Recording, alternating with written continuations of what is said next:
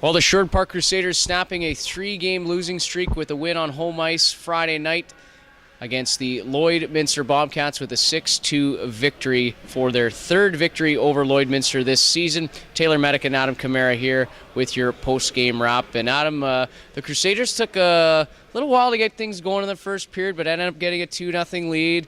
Lloydminster kind of climbs back in the game, and then it's another 2-goal lead heading into the final period, and then the Crusaders just explode for 4 more goals and end up winning this game, or pardon me, 3 more goals, but ended up winning this game 6-2. Some real good outings from a lot of the veteran players on this team, even though they're banged up, and a lot of the young players having to step into different roles and all sorts of things with this team continuing to battle injuries and illness. But boy, oh boy, Ryan Cox getting a hat trick for the Crusaders, and he's just been fantastic ever since coming over from Fort McMurray. Yeah, the Crusaders getting a really good bounce-back game here at home after a 3-game road trip where they dropped all 3 games, 2 to Grand Prairie and 1 to Whitecourt.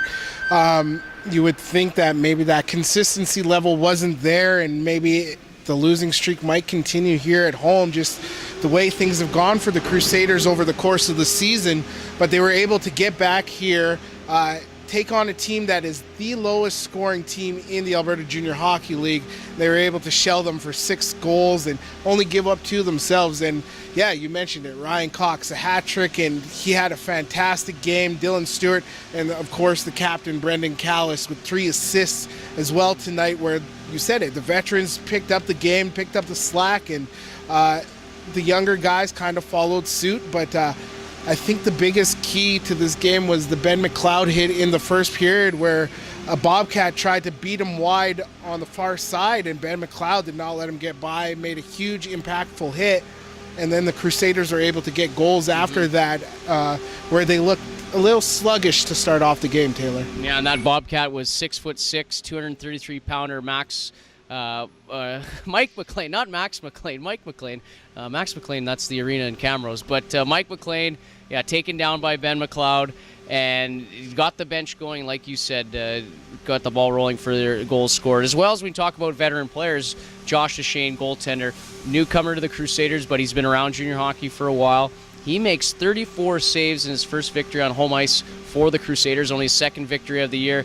He was solid between the pipes, made a real big save in the second period on a rush, a bit of a 2-on-1, Kobe Walker and Zach Kaiser. Just your thoughts on the play of Deschain? I think it was a big game for him, maybe his confidence as well, as Brandon Vogel saw a lot of the volume of work inside that blue paint as of late for the Crusaders. But I think a game like this where Deschain was able to stay in the game with all the activity that he got from the Bobcats, who shot 34 shots at him. He made 32 saves. Deschain really had a solid game, and I think that's exactly what he needed. And maybe this competition now, if he can start pushing Brandon Vogel for starting jobs coming up, maybe that makes the competition in the blue paint a little bit better, and then the Crusaders only benefit with both goaltenders rolling. All right, pretend your last name is Mana, not Kamara. Who do you start Sunday against the Bonnyville Pontiacs? Do you go back with Josh Deschain, who got a big victory for you here tonight? I believe you do. You got to ride the hot hand. Deschain played very well tonight. The 32 stops should be indicative of how well he played.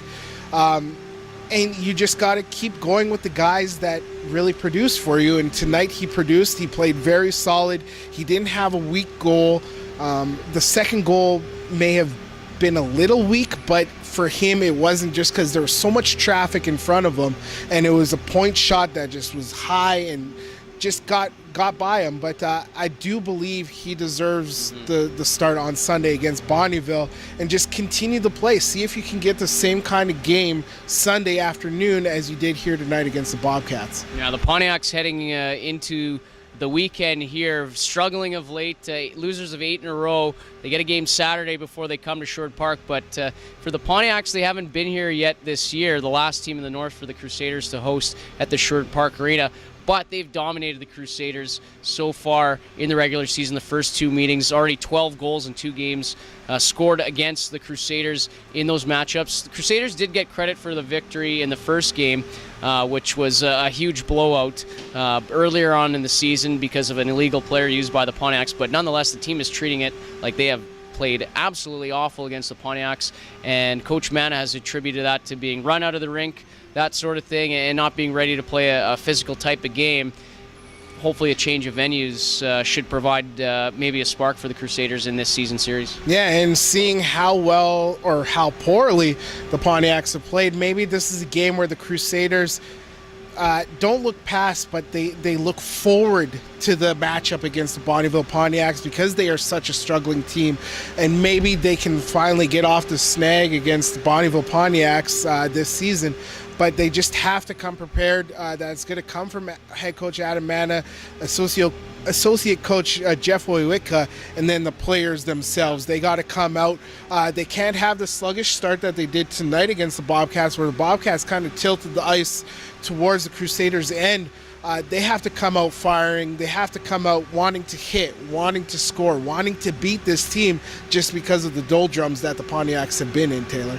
All right, so the Crusaders pick up their 6th victory on home ice this year, 7th as the home team, and they prepare for the Bonnyville Pontiacs on Sunday, but they will celebrate a 6-2 victory over the Lloydminster Bobcats on home ice here on Friday night at the Sherwood Park Arena.